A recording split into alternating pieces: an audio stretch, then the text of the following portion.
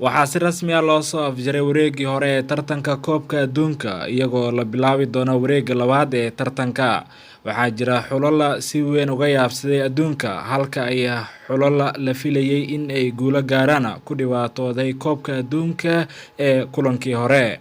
Xulalka Germany iyo Argentina ayaa ka mid ah xulalka ugu cadcad ee ku guuleysiga koobka adduunka, laakiin waxay guuldarooyin lama filaan ay kala kulmeen xulalka Japan iyo Sacuudi Carabiya. Haddaba waxaan halkan ku soo bandhigi doonaa xulalka ilaa ay haatan ugu fiican koobka adduunka, xidigaha ugu fiican iyo xulalka dhibaatoodaya. Xidigaha ugu fiican durba waxaa ismuujiyay tayadooda xidiga badan kuwaasi oo qaab ciyaareed fiican ku soo bandhigay koobka adduunka kulamadii ugu horeeyay.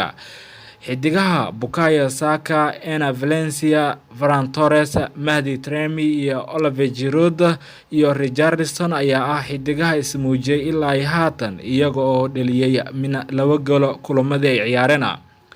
Dhanka kale xidigaha Bruno Fernandes iyo Harry Kane ayaa sameeyay min 2 caawin kulamadii ay ciyaareen koobka adduunka.